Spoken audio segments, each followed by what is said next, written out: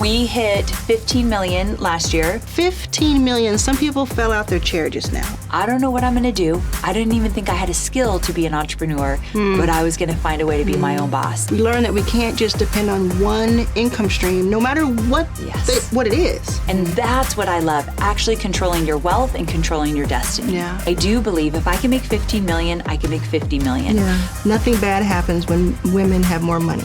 Amen.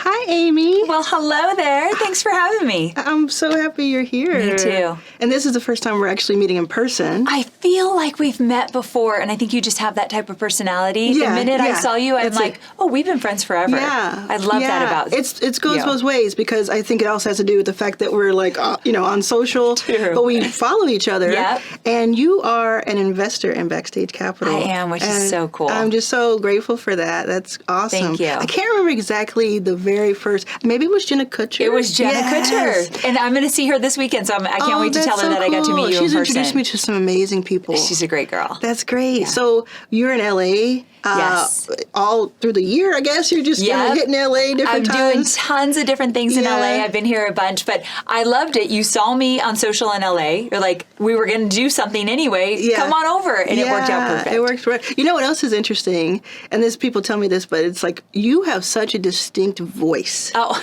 It's such a distinct voice. Do you make a decision? Is your diction of choice? Not at all. It's not. It's just what it is. That's but so interesting. I appreciate you saying so.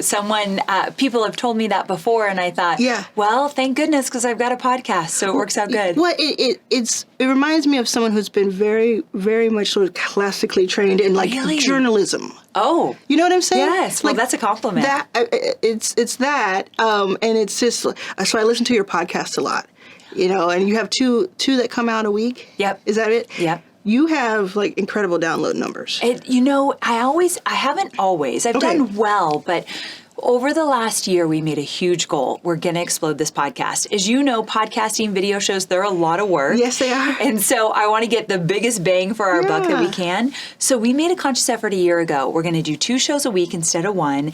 And we're going to do promo weeks. And we're going to stretch ourselves and try new things. Yeah. So we went from 500,000 downloads a month to 1 million more.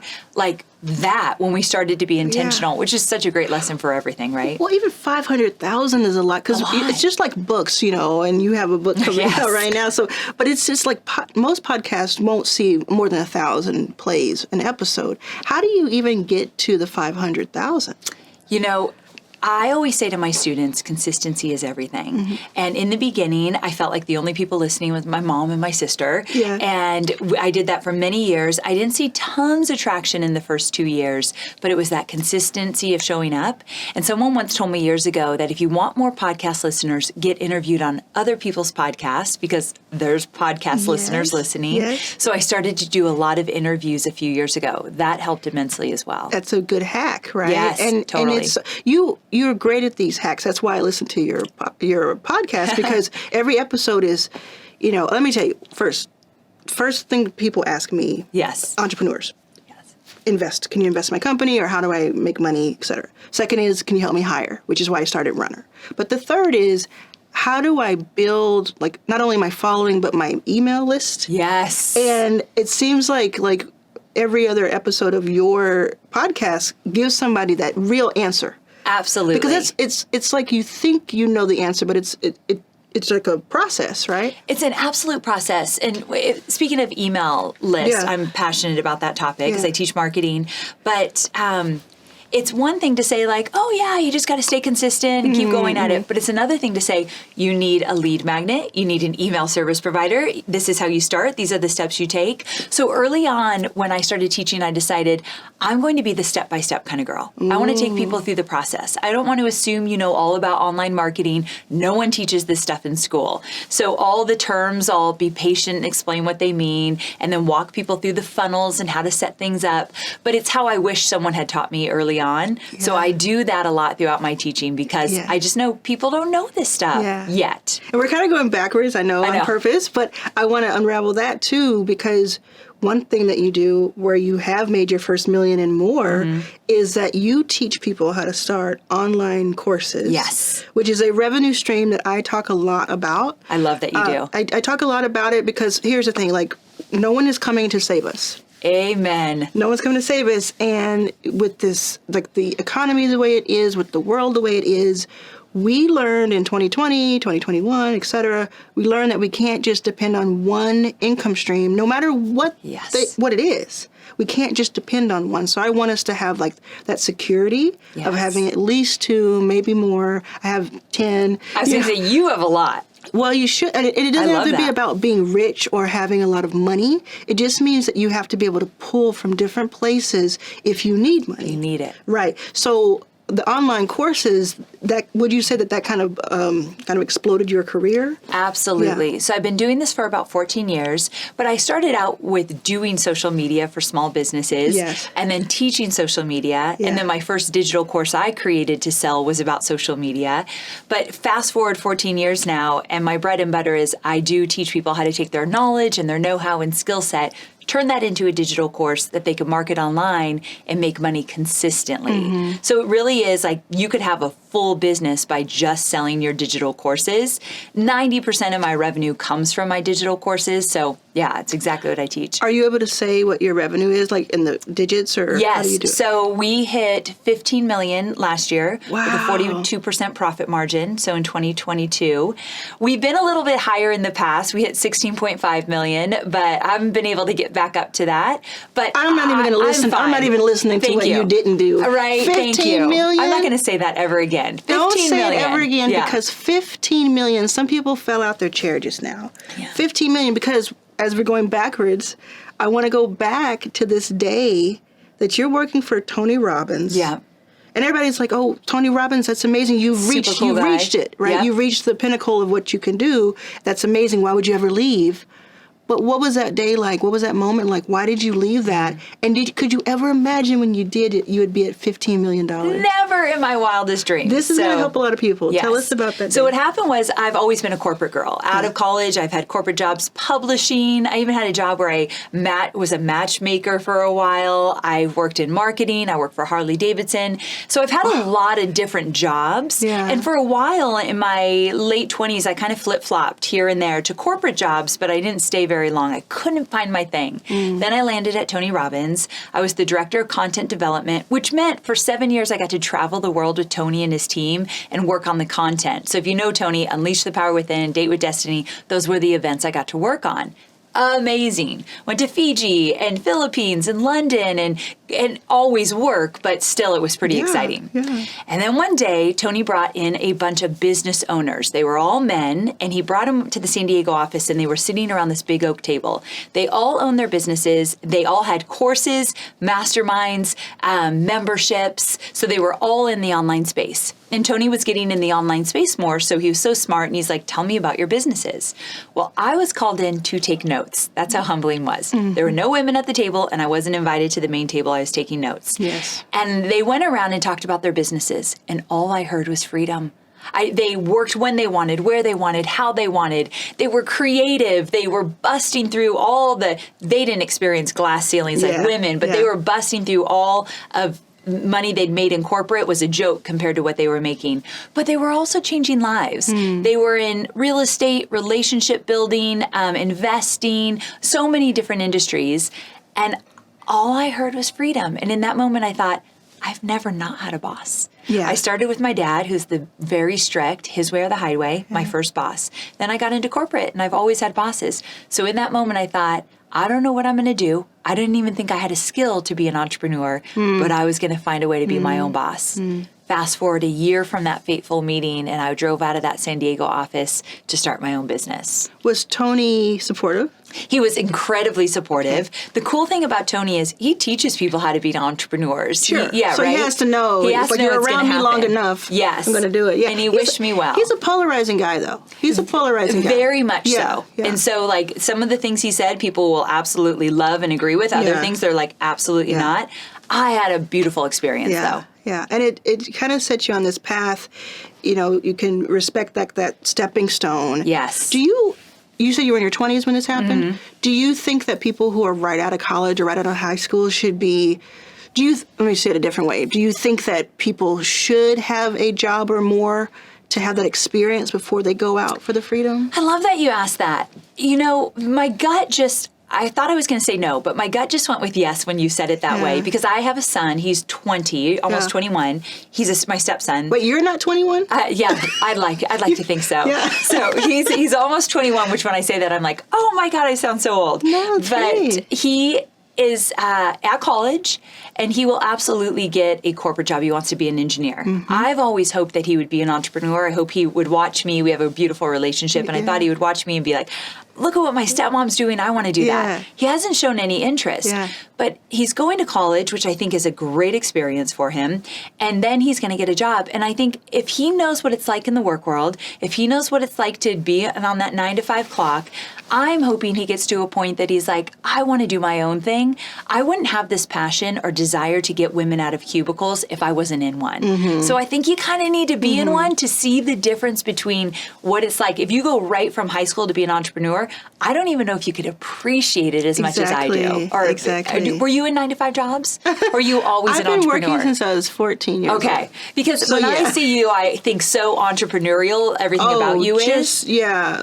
But you've been working since you were really young. My whole we've worked since we were really young, and it's part of the whole systemic issue. Yes. But absolutely, and that kind of reminds me of something, and this is a little going off the path, but I just got the idea when you were talking about your son. How do you think about raising him not only not entitled, you can be entitled a little bit, right? You want that for your child, but like not entitled in certain ways, but also like good to people, good to women, knowing that the woman should be in the room and not just taking notes. Amen. Okay, I talk about this stuff with him all the time. Okay. I mean, he comes from a family that we have wealth, and he's a white boy. And I sure as heck don't want this white rich boy to be walking around ruining things in this world. And I've seen it done. And so we talk about everything, including, so his mom is also an entrepreneur. And I love that his name's Cade, that Cade sees his mom and mom number 2, women that are at the table, inviting other women to the table, saying, let's do this, let's collaborate. And he sees us, like my husband's retired, so I am the moneymaker. And that's important to me, that he sees strong women around him, but also the respect. And so we don't hand him everything. He pays for almost all of his own things that he wants in life.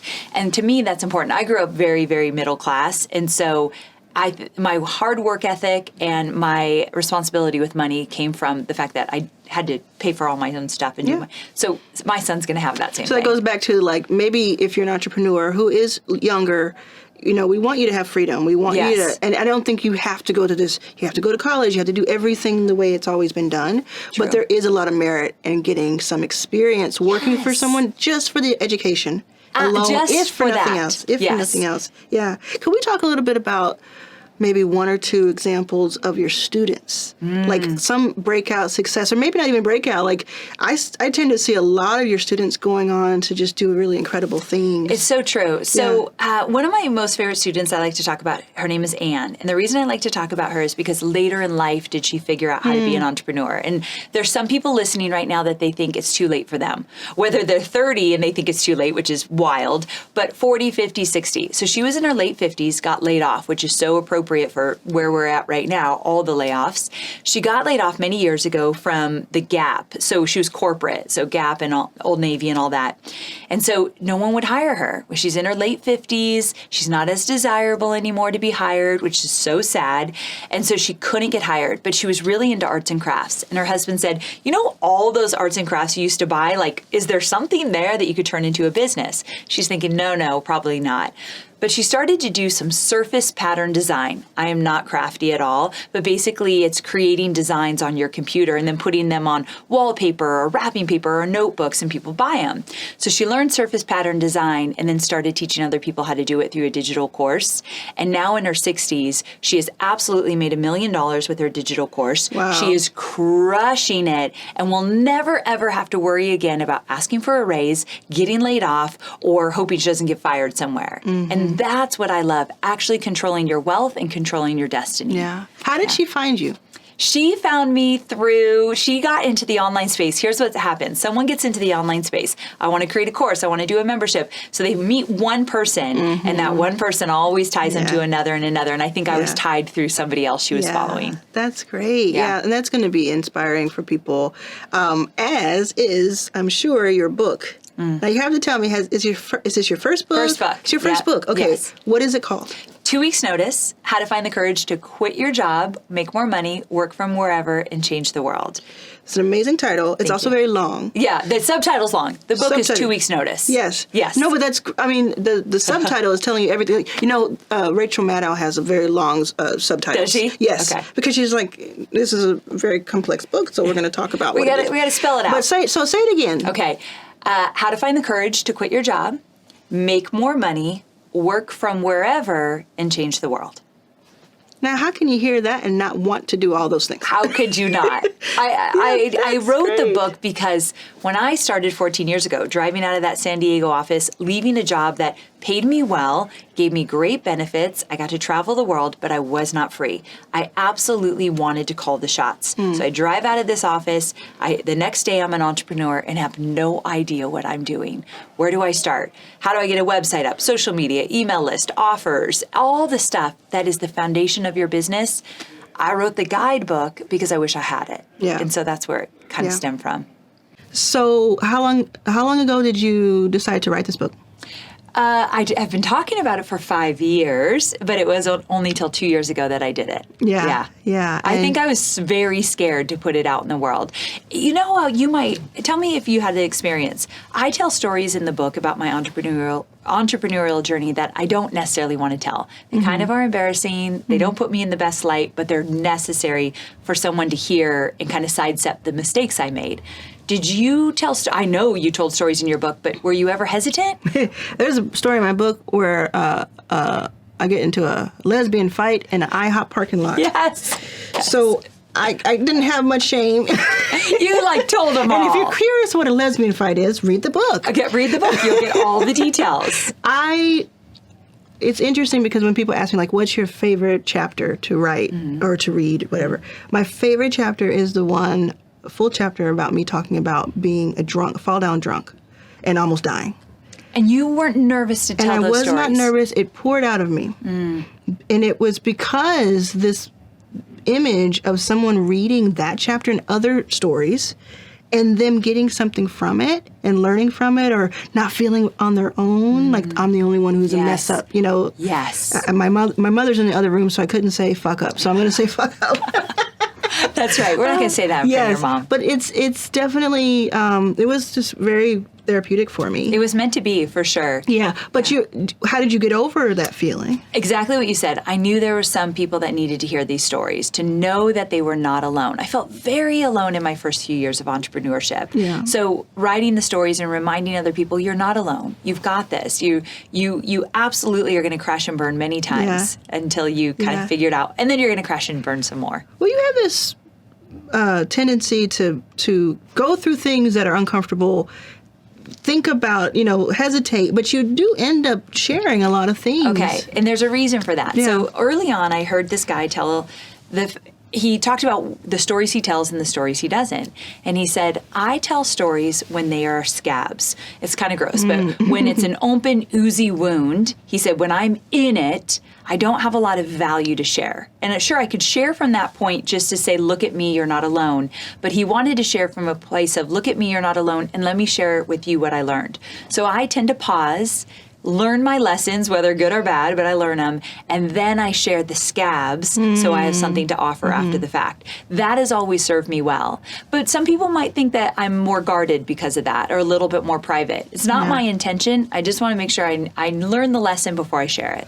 When you have the scab, which is quite disgusting, but when you have it, it means you've healed. I've healed. In some way. Not completely, but you've healed in some way. At least moved on. Yeah, there's a protection there. Yeah. That makes a lot of sense. Yeah. I get that. That reminds me, the person who told you that, who do you look to for inspiration? I always think about Who does Adele listen to for heartbreak? I would love to know. I know the answer. How do you know? I'm guessing the answer. Oh, okay. I guess the two people. I'm ready. I think she listens to Loretta Lynn, and I think she listens to Patty Griffin. Okay, I'm loving both of these. Yeah, I think she has to, because you have to think, who can break Adele's heart? Okay, the fact that you've thought of this and you have two very specific names makes me love you even more. Well, one day I'll hopefully ask her. But it's true, people ask, what I know to be true, and you probably know this too, is that the most successful people I know have coaches, take themselves, and they invest in themselves so deeply. So much. And people think, no, you get successful and you're the guru, and then you stop and you don't have to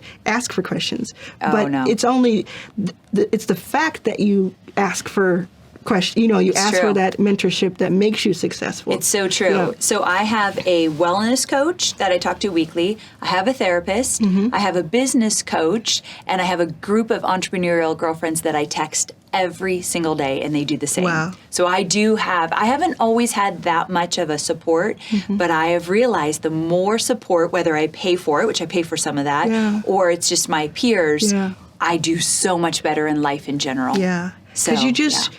When you're reaching $15 million a year, which you never even imagined you could be, it's 100 times what you'd make as a corporate person, right? When you get there, do you think, and this is what I ask a lot of people on your first million, do you think about a higher number, or do you get there and you're like, oh my goodness, I'm at this number, I could live off this for the rest of my life, or does it become this thing of, I can do that, so I must be able to do 100 million? Okay. Such a great question. The first thing I do is I look, could I retire right now? Have I been responsible enough with my money that I'm 46 years old? Can I retire now? And the answer is yes, I could. Yeah. And so that makes me feel secure, like almost like the rest can be gravy, although it doesn't always feel that way. Yeah. But I do like that security. And if the answer was no, I just keep working harder. Yeah. But I do keep working harder because I know there's so much more I want to do. And I do believe if I can make 15 million, I can make 50 million. Yeah. But yesterday I was with my leadership retreat, at a leadership retreat. I have a small team, and there's leaders that I go to every week, and we meet once a quarter. And I said, I have a new plan for us. I was meeting with one of my friends, Brooke Castillo. You asked kind of who I look up to. That's one woman. She's built a $50 million business, and she does it in a really cool, simple way. So I really look up to her. And she shared with me the difference between incremental growth and exponential growth. And she said, if you want incremental growth, then you look at what you're doing and think, how can I make this better? So for me, if I made 15 last year and I want to make 20 this year, what could I change or tweak in the next year to get to that 20 million? And I think that's very possible. But exponential growth, I'd like to have a $50 million business. She said, that's where you have to think, what have I not done before? What it would be unreasonable. That's my word of the year, unreasonable, to do or to think or to act, or an unreasonable request. What is it? So I'm starting to think, even though my goal this year is 20 million, I'm thinking, but what would it look like to get 50 million? Yeah. And I think I'm going to show up differently. Yeah.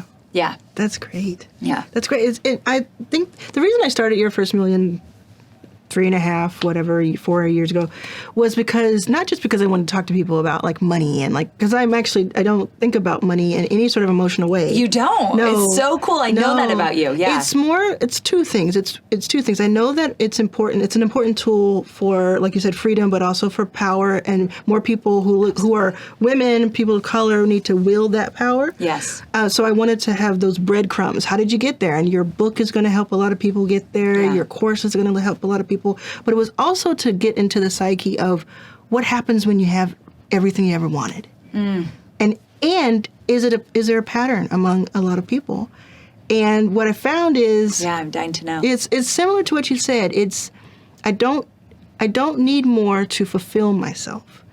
But I don't want to leave it on the table, because it's really going to go somewhere else. It's going to go to somewhere else. And do we want them to have that power necessarily? Yes. Right? We are the same in that thought. Because you can do so much with what you do. I think you even have like a nonprofit. I think you do all kinds of stuff. We do a lot of charitable contribution, and it's so important to me that we find, I love to give back to, especially things related to women. That really excites me. So I really do believe the more money I make, the bigger impact I can make. Yeah. And it isn't always about like, what can I buy? I don't really think I need much more anymore, but there is some good I need to do in this world. You know, another friend that Jenna Kutcher introduced me to is Sunira, who is at Stacks. Yes. And she says nothing bad happens when women have more money.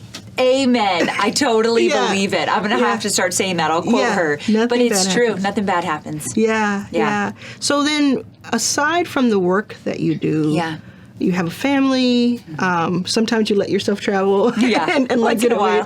But what do you do that fulfills you? Yes. So one of the things I feel like I've been hustling and working my buns off since the day I left college. So I feel like as much as I don't want to be in the hustle mentality, it is a little bit in my blood. And so I go.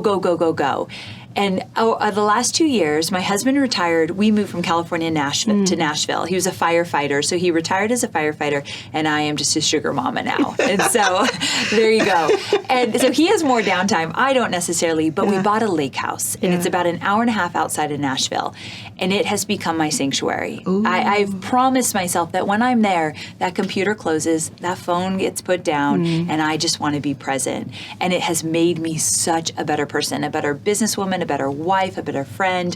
So finding those pockets of time has been everything to me. So I really have loved that. Yeah.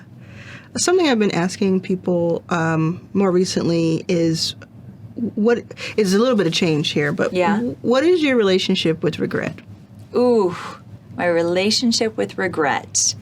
Well, I have a few, so it's there. Yeah. I've learned to forgive myself along the way. Yes. But I could still look at a few things I've done or said or decisions I've made that sting a little still. Yeah. Do you find that in the moment you're not able to forgive yourself? Absolutely. Yeah. In the moment, if you and I got in a fight and I did something to you to hurt you, there's nothing you could say that would be worse than what I've already said to myself. So I beat myself up pretty bad, and then, which is why I have a therapist to kind of go talk it out. Yeah. But I think as I've gotten older, I've learned to catch myself and remember I am only human and I have to forgive myself and others. But and I also feel like and this again, stop me, correct me. No. But I also feel like there's something that you do that you feel like you need to humble yourself, and you can't. Am I catching? That is a really good judge of character for us being new friends. Yeah. I try to cut myself down quickly. Yeah. Like, don't even act like you're Which again, we're talking about entitlement. We don't want you to, but at the same time, you have accomplished so much, and it's almost like there's like a little guilt. Is there survivor's guilt? Goodness. First of all, are you my therapist? Because did she talk to you? But there is. Okay, so let's talk about this. Yeah. I've always had this thing, I think it's called self-sabotage, where when something good happens, you think that something bad is going to happen or you're looking for it. I have that. It's a very big piece of my personality. When is the other shoe going to drop? Exactly. Yes. So I remember my very first really big launch, I made $30,000. I was in a tiny little condo in Carlsbad. $30,000 was a lot of money. Still is to me. Right? So I made $30,000, and I remember looking at my husband thinking, something bad's going to happen. I just got something so great, and I don't, and here's where it comes, I don't deserve it.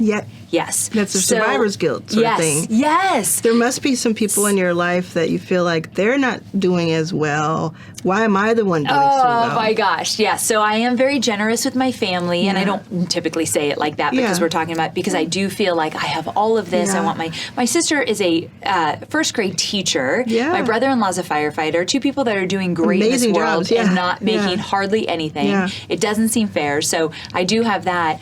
But also, when I started to explore, why do I think the other shoe is going to drop?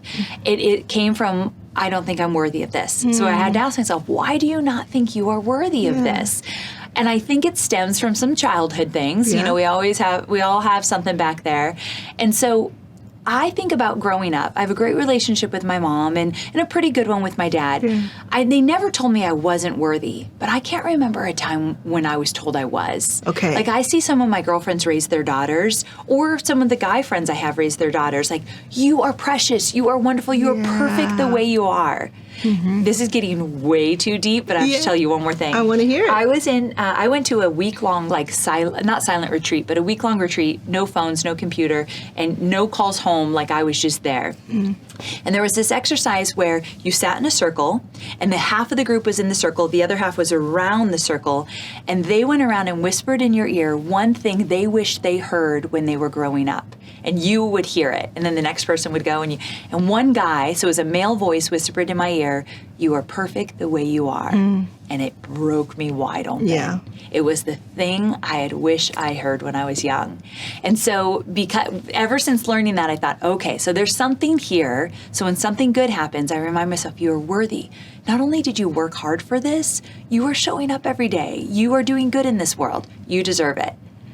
So we just went in a direction I'd rather have not gone because it's embarrassing a little bit, but it's something I deal with. I don't think it's embarrassing at all. Yeah. You know, we can certainly. We're I would keeping love it. To keep We're this keeping in, it. Yeah. Because I don't think it's embarrassing at all. I think first of all, the reason I was able to pick up on it is because of course I felt that way before. Of course. But the other thing is that I talk to people, so many people, especially women entrepreneurs, so every single day, and there's so much that we put on ourselves, or, you know, like you said, it stems from something. Yeah. And I can be in a room with people who are just killing it, and the confidence isn't there, or not confidence, but there's some dig. Some kind there's of some doubt. dig. Yes. The world is against us in a way. We can't be our own downfall. Yeah. We can't. We can't. So I made a decision 2 or 3 years ago that if I can do it, if I want to do it, and if it doesn't hurt anybody else, I'm doing it. Ooh, I love that. If you can do it, you want to do it, and it won't hurt anybody else, you're doing it. That's a great philosophy to live by. Yeah, because I kind of go through some stuff online where some people don't think I deserve certain things, whatever. And at first I did let it, a few years ago I let it get to me. And then I'm like, what? Yes, it's so true. Are you serious? Okay. You weren't with me with the hard stuff. Yes, you weren't even on this journey. Yeah. In the book, there's this one chapter called "You Ain't for Everyone, Boo," and it came from someone attacking me online, and one of my Did they say that? One of my girlfriends, I called her up, and I told her, I'm like, this guy is just like telling everyone I don't know what I'm talking about. He's like disparaging me online, and she said, "You ain't for everyone, boo. Like, what are you trying to do?" And then she said, if they're not paying the bills, they don't get an opinion. Yeah. And I have lived by that since then. I say that too. I say, if you're not paying my rent or if you didn't give birth to me, sit down. Sit down. Sit down. Yes. Yes. Sit down. But it doesn't happen overnight. No. It really is this internal, constant muscle, this constant process internally, even with other people telling you this. It really is. I kind of have to wake up because I get really anxious at night. I have this thing where I've always gotten really anxious at night. I can relate. But when I wake up, there's a different vibe, right? So I wake up and I'm just like, yeah, let's go. Let's go. Like who gonna tell me this? Like Boo, on the Real Housewives. Who gonna check me, Boo? Like, it's like we've gone through so much, and we have to start at this level of, I deserve this, I am valuable, no matter what has happened to us, no matter who has said what day before or 50 years ago, right? Yes. We have to be the ones who start with that. Because the world is going to kind of attack us in a way. Absolutely, every which way. And I love, even though I get embarrassed sometimes talking about the vulnerable stuff, I love talking about it because I want people to see me and think, okay, this woman has self-sabotages sometimes, definitely deal with anxiety, definitely doubt myself, even 14 years in. But I show up and I make it happen just for the reasons you said. Like, this is not an option. In my mind, this is absolutely necessary, that I'm showing up. Even when I don't feel like I fit in the room, I act as if until I believe it, kind of thing. And the reason I do that is because my why, which in the beginning was I wanted to be my own boss and call the shots. My why today is there's a woman in a cubicle that doesn't realize there's an entirely new world out there waiting for her that could blow her mind, and I want to be able to introduce that to her. That's my why today. 100%. Every day my why picks me up when my worries knock me down. And that's why I'm able to show up and do big things. So it's not like I don't have all of that. I just do it anyway. Yes. Well, I want to thank you so much for your vulnerability, for coming in here and being a badass and talking about your 15 million. This is so fun. I just want you to know I love everything you do. Meeting you in person has been extra special. I thought you'd have a little bit more of a harder exterior, and it's like you're a teddy bear. Oh, I don't know. I don't know what I expected. Yeah. So you have a lot of heart to you. Intimidating, and I'm like, how? You are a little I watch intimidating. Monk all day. I don't know how I'm intimidating. Well, intimidating in a really badass good way, right. But it was really nice to meet you. Thank you so much. I appreciate that. So we're going to get your book, and you're going to tell us one more time the title. 2 weeks notice, how to find the courage to quit your job, make more money, work from wherever, and change the world. I want to do all that. Yes. I love it. More, please. Yes. Amy Porterfield, thank you so much. Thank you, friend.